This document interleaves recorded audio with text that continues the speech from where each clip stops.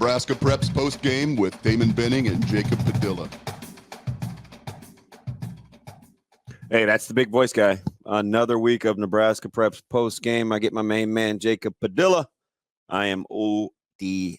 A lot going on, man. How was the proverbial weekend outside of the Packers? Yeah, everything beyond that went pretty well. But yeah, that's kind of a tough way to close out the weekend, especially and had to get up early to watch that mess. So between the three of us, at least, Shane, our producer, is a Raiders fan, and they'll mess around and find some way to win tonight. But between the three of us, you're in much better shape than the two of us, because at least you have a functional quarterback and a coach with seemingly some wherewithal. The Raiders are not good. They're terrible. This just in. Yeah, they're terrible. Yes, they are. Hey, Shane. Yeah, see, that's the problem is like he's not acting like a functional quarterback right now. So, and they keep calling it the offense like he is the two-time, they're back-to-back MVP, and it's just not working right now. But yeah, that's like the Packers are definitely a better team. They've got more talent, but the expectations were also higher. So when they underperform that, it feels just as bad as, well, we know they're going to be bad and they're being bad. So that's no surprise involved there. This is just disappointing more so than, well, we knew that was going to happen. But I don't know, there's enough pieces there that maybe they can figure it out, but it's not encouraging right now. Not used to not having very many people to throw to. That's just like this whole new phenomenon for Aaron Rodgers. Yeah. Yeah, there's still, I think there's enough there. Like Allen Lazard is a good receiver. Romeo Dobbs, there's something definitely there. You have a Dobby and a Cobby. You for sure have a Cobby according to Aaron Rodgers. Yeah. How about his presser yesterday? Like, that was actually legit. Like, at least he wasn't using like coaching talk speak. I mean, AA Ron was fairly deep yesterday. Yeah. I try not to listen to his press conferences much these days. Oh, he's kind of grown on you. Yeah, unfortunately, I just like watching him play now, and even that isn't as fun as it used to be currently.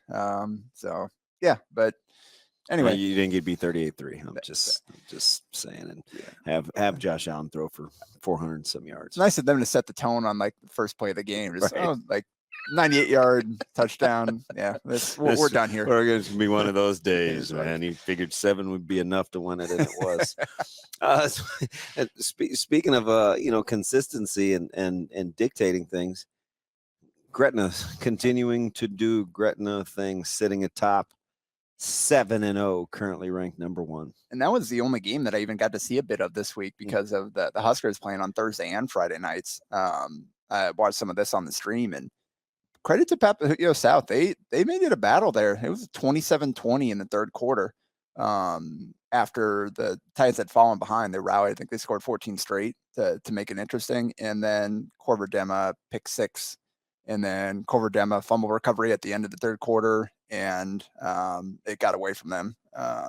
So that's 41-27 was the final against Padilla South on Thursday. Fortunately, they were able to finish the game there. They didn't have to change locations like we'll talk about with another game coming up. But fortunately, hopefully Isaiah Weber is all right. They lost him during the game. Yeah, and they need him. Yeah, and with Weber out, Zane Flores kind of showed that, hey, I'm not just a statue back here. He had a 34-yard touchdown run, ended up with 3 touchdowns on the ground. Actually, only a little over 50% completion, only threw for 212 yards, but 5 total touchdowns. Just kind of doing what they need him to. And Dema finished with 8 tackles, 2 sacks, the pick 6, and a fumble recovery. So not a bad day at the office for him. But I guess I was impressed with a little bit of, from what I saw of Padilla South. And we know that Devin Jones is a good player and nearly cracked 100 yards, got 2 touchdowns. But Sam Schuer, their quarterback, he was running for his life back there, and he is pretty quick. He did a good job of trying to extend plays and kind of run around in the pocket behind the line of scrimmage, and found Royceon Skogerbo for 9 catches, 152 yards, and 2 touchdowns. So ended up being a comfortable Gretna win, but it wasn't that way the whole way. And honestly, that was one of the few games that was even within 2 touchdowns this past weekend. Yeah, and as we'll continue to go along here, a couple of the scores surprised me, and we'll get to one in particular, which I had obviously a firsthand view, but Elkhorn South, and we thought, right, that with the schedules, it was going to hit a little bit of a lull for this football team. They were going to have to kind of continue to be their own benchmark from a competitive standpoint. Cole Ballard still continuing to do Cole Ballard things. Well, and we knew that they were playing some of the lower teams the last few weeks, but with what we've seen of Grand Island, like this wasn't the same deal as the blowouts they've had the last few weeks. They made Grand Island look worse than they really are. The 42-3 win for Elkhorn South, and it was 21-0 at the end of the first quarter. So basically, they did to Grand Island what they've been doing to everybody else. And Cole Bauer, like you mentioned, 133 yards on the ground, just 15 carries, 3 touchdowns, just continuing to add to his monster season. But Carson Rauner, an 84-yard touchdown run, ended up with 162 yards on the ground on 10 carries. Plus completed 6 of his 7 passes for 132 yards and a score. Actually, the one incompletion was an interception, so none of his passes hit the ground. But yeah, that's a good win for Elkhorn South here now, as we're kind of heading for that collision course with Omaha North at the end of the season. Yeah, and that's the one game that kind of remains for both those football teams. Although North has Grand Island and Elkhorn South awaiting, so we'll see what happens there. And this one is Kearney. And Westside played at home, finally get a chance to return to the friendly confines for Westside and really drop the hammer on Kearney in what was an otherwise pretty strange game. Actually, you didn't drop the hammer until you were gone from Westside, right? Well, I felt like the way that the game went, the score at the half was really misleading. Yeah. We turned the ball over twice while driving and didn't really feel like Kearney was going to have a good chance to move the football. Yeah, if you missed it over the weekend, what exactly happened? They had electrical issue, and you guys had to move the game. So Vista South. The transistor. What is it? A transistor? Whatever runs the lights that's in the bathroom started to smoke. Oh, that's not good. And the fire department came and wanted to shut the game down. Said they were going to be able to run the lights for about 10 more minutes, and because it was starting to smoke, and we weren't going to be able to light the field. And so it was Kearney, and we didn't want to force them to come back on a Saturday morning. Yeah. So athletic directors got on the phone to see where there was another field available. And it just happens a really good relationship between our athletic director, Tom Kirkman, and Papio South's athletic director, Jeremy Van Akron.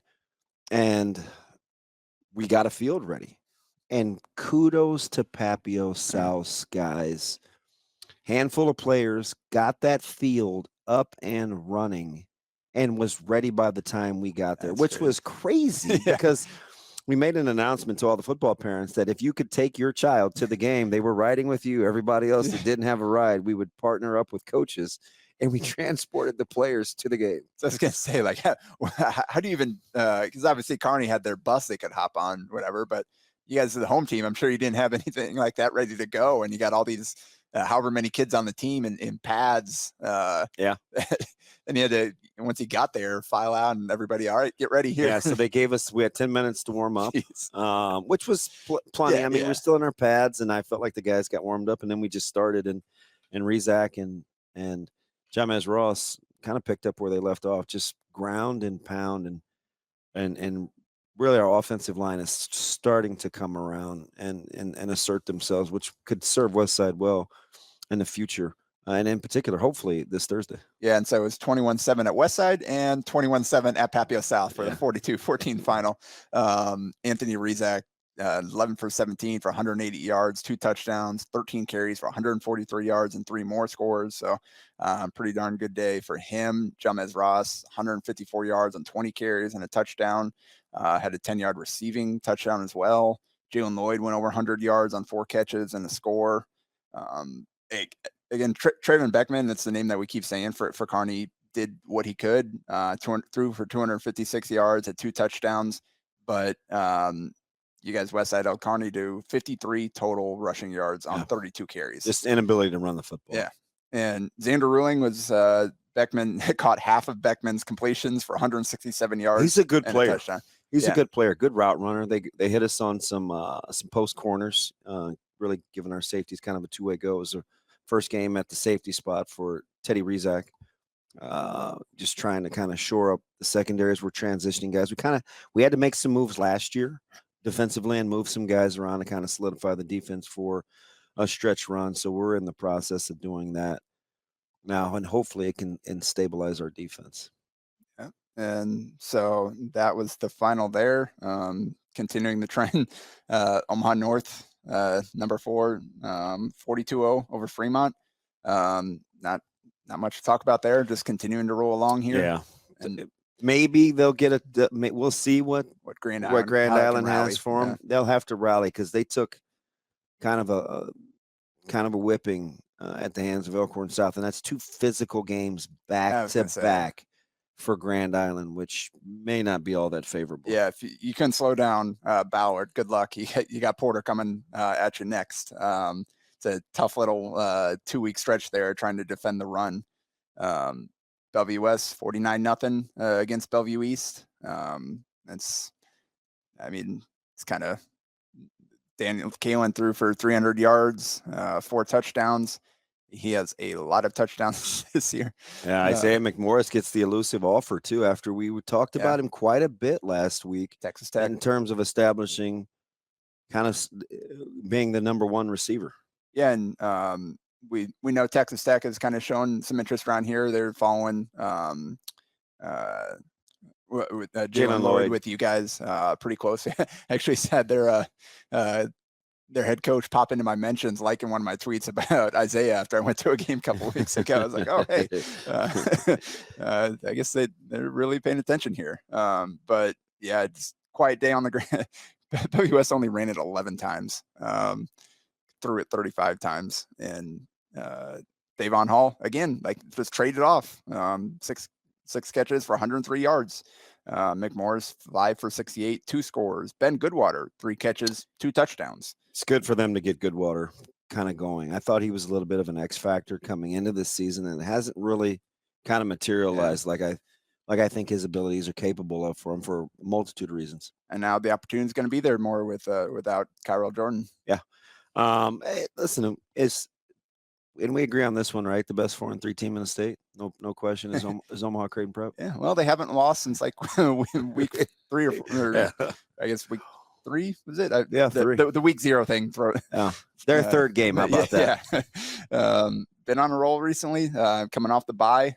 So they got one coming up with Padilla the Vista on Friday. That's Padilla the Vista. Not having a great season, but they have snuck up and they got Lincoln Southwest, like we talked about previously. So it's one they'll have to hopefully come out of the bye and show or be sharp, I guess. So if you're, and in the loss, BJ Newsom, Central playing a freshman quarterback. He goes 14-24 for 118. Really kind of feeling their way along. It's strange to see Central not be able to run the ball, right? You think Central and you kind of think running backs, and Pyfrum's a good offensive lineman. They need more help up front, but boy, they have really struggled with an offensive identity this year. And Prep, which used to be a very classic rival, didn't struggle one bit. Prep only had to throw the ball 12 times through the course of the game, and maybe that's their recipe. I mean, we know what they do on the ground with Sharmar Brown, and now Caniglio's kind of getting it going at the running backs or at the quarterback spot, running the ball. We know about Bedrell, and maybe that's just who Prep's going to be, regardless of who's revolving at quarterback. Well, and they got Papio and then Benson to close out the regular season, so we're not going to be able to get a real great test of how far they have come since those early season loss until we get a couple weeks into the playoffs, most likely. We'll see if they get a good matchup in week 1. I haven't been looking at the seedings at this point, but actually, yeah, that'll probably be they'll have an early game where they got a chance to show hey, they're much better than the seeding they're going to end up getting because of the teams that they lost to. But yeah, that's I guess we already talked about Grand Island, we talked about Kearney, two teams that had been pretty feisty, but had a rough week against teams that I think have shown they really belong up there with the upper echelon. North Platte, 56-7 over Lincoln Northeast. That's kind of doing what they do. They threw one pass, ran the ball for 467 yards on 47 carries. I know a little bit about that. Yeah, that's over 10 per. If you're doing the math at home. And again, Tilford, those guys, it's really good at what they do. Really good at what they do. 6 different guys scored touchdowns. Alonzo Torres had an 85-yard rushing touchdown. Brock Robley, 130 yards on the ground as a workhorse, 3 scores. You mentioned Tilford had a touchdown. He had 7 carries. They had 3 other guys getting in the mix as well. So yeah, good showing for North Platte coming off the previous week there. And they have Norfolk on Friday.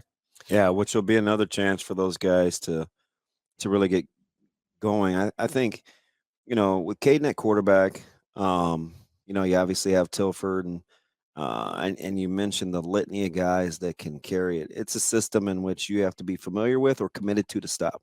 There is no middle ground playing against that football team, because pretty much what you see is exactly what you're going to get. Yep. And finally, last team in the top 10 is Millard South, another 4-3 team there, coming off a 49-7 win against Columbus. And again, Cam Kozel is doing a bit of everything. 13 for 23 for 209 yards and 2 scores. Ran for 50 yards and a score on the ground. Nolan Feller, big game, 18 carries for 167 yards. I really like him. We familiar with him, played against him throughout his middle school career. Kind of followed him. He's the nephew, one of my really, really good friends. Boy, is he a hard-nosed, tough runner. And for balance for them, they need to find a way to run the football, take some of the pressure off Koziel's athleticism at the quarterback spot and always having to kind of improvise. Yeah. If they get some consistency running the football, it's a different football team. Yeah, 400 total yards of offense from Koziel is not a sustainable strategy, although they've gotten it a couple of times. It seems like pretty close.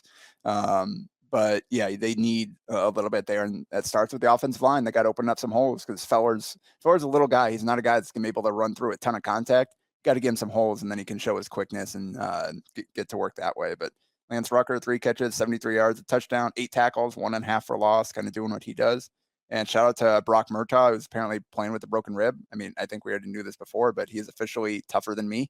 Makes a difference for that team. So, yeah, that's kind of rounding out the top 10. I guess the other team receiving votes we haven't talked about in Mike Sauter's coaches poll is Millard West, the 17-16 win over Lincoln Southeast.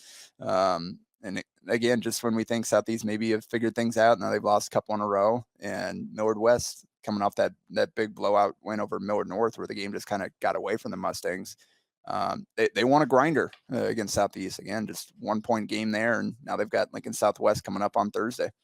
Tell you what, how good of a slate is Thursday potentially?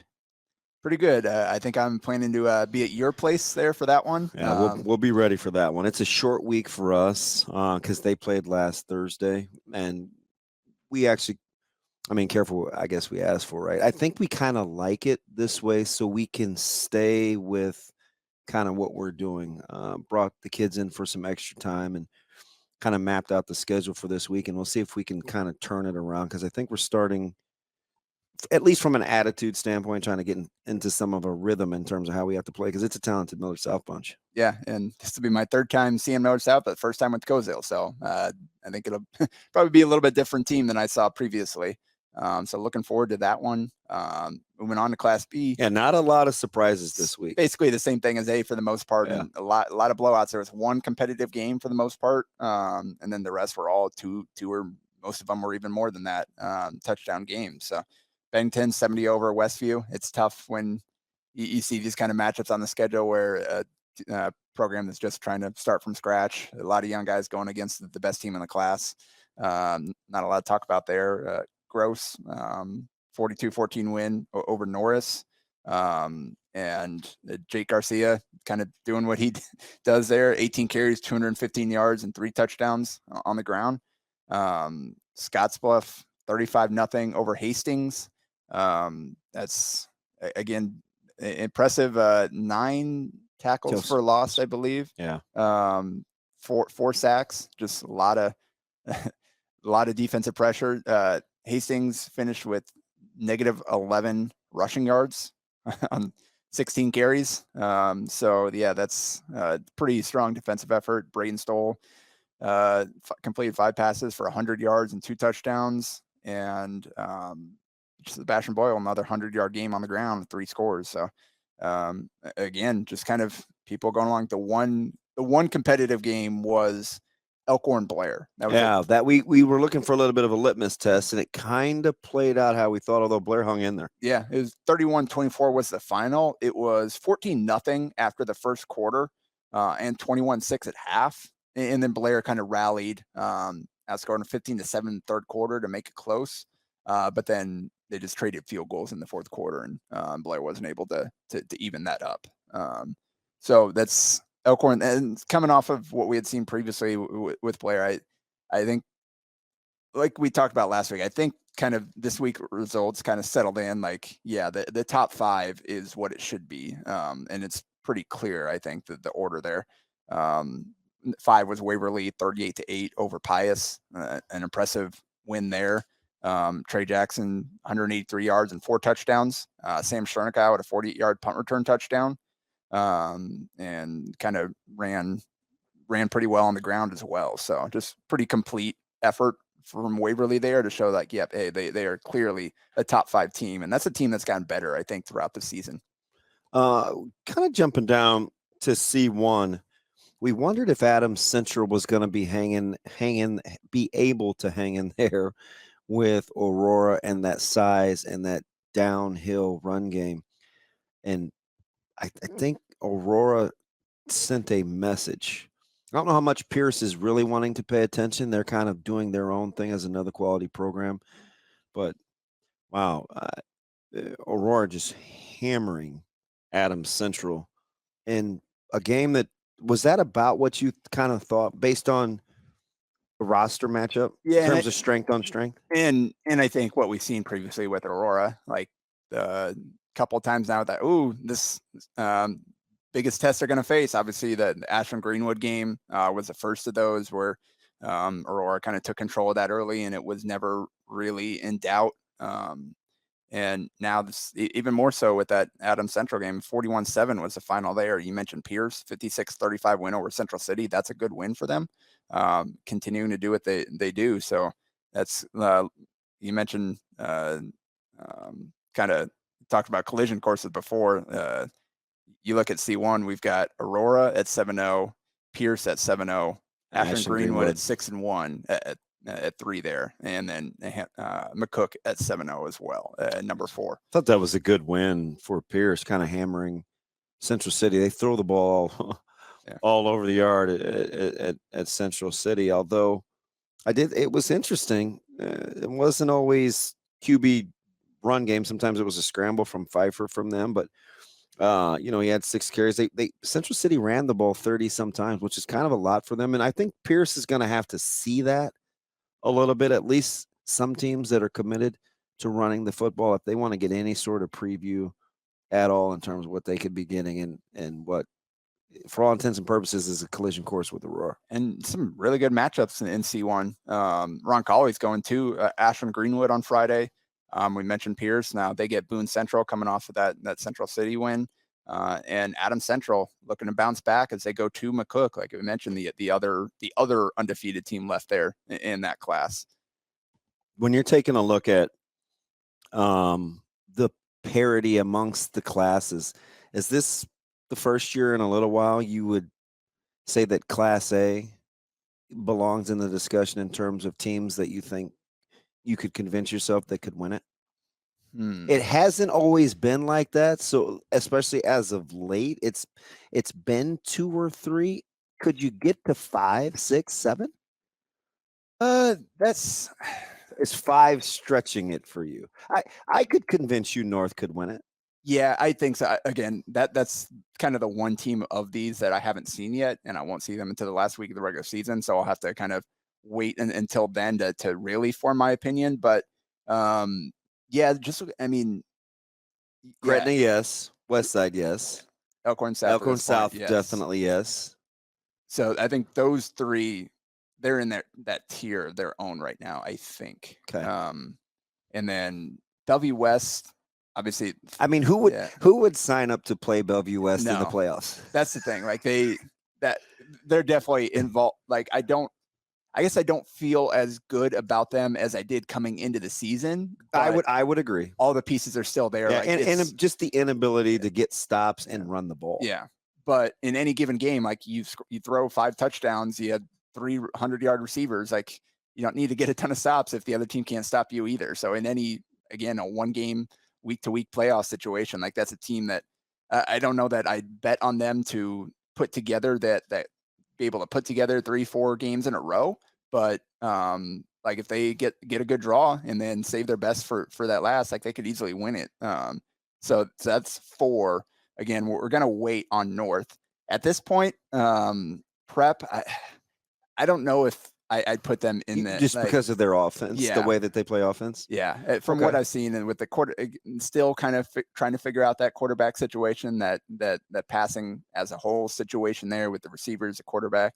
But that's a team that they've got a chance to make a deep run, but again, with the losses they sustain, the draw might be pretty tough for them too. On top of the limitations that we've seen from them. 2 and B, or you want to see Scottsbluff? I need to see Scottsbluff. Their only loss is to a team outside of the state, but at the same time, that's the one that's actually been in competitive games. So I mean that could, like, they've got that experience down the stretch. Not every game's a blowout, but on the other hand, that's the only team of those top ones. Gross pulled out the close one against Elkhorn, but Scottsbluff, we see Waverly come up and get them almost. Was it Pius or York, or one of those two gave them a pretty competitive game as well. So I think it's a clear number 2. Like if Scottsbluff ends up making it to the final, I wouldn't be surprised at all. But like I think there's separation there between the top 2, and then Scottsbluff there at 3, and then Elkhorn and Waverly I think is maybe just a half step down from where Scottsbluff is, but that's a pretty strong top 5 there. And then jumping down to C1. I guess we're in wait and see mode with McCook. I think we do know what we're getting with Ashton Greenwood, Pierce, and Aurora. How much convincing do you need? No, I think Aurora and Pierce, they've just been so dominant at the top there. Like that's, and Aurora in particular, like they should not be in this class. I think that's where we're at right now. Like they'd be right there in the mix in Class B in one of those top tiers, I think. So sorry, Class C1. You just some bad luck there. It's just such a grind to see them for 4 quarters. We watched them stay the course in the state finals last year against Bennington and still ran the ball. Like that is what they do. And you have to be, I mean, they were down 3 score. You just have to be prepared to hang in there when you play those guys, because there are no secrets. No. And Carlos Collazo is coming right at you and probably through you. So I think it's a clear 1-2 there, and then we'll see. Ashton Greenwood's a really good team there at 3, but we saw them take their shot at Aurora, and what was it, 33-14 or something like that? And that's about the closest anyone's gotten to slowing down Aurora this season. Big week. What are you looking forward to in the final 60 seconds here? Yeah, definitely that Millard South West Side game. Like I said, there aren't a ton of huge matchups this week, but that's probably the headliner in terms of Class A. And Class B, I don't think it's Bennington. Elkhorn North is probably the only top 10 matchup, it looks like.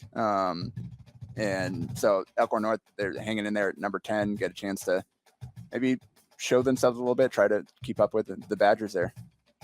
Should be a good one. That's another week in the books. We'll be back next week. Remember, don't you dare miss us. That's Jacob Padilla. I'm Old DB. It's Nebraska Preps postgame.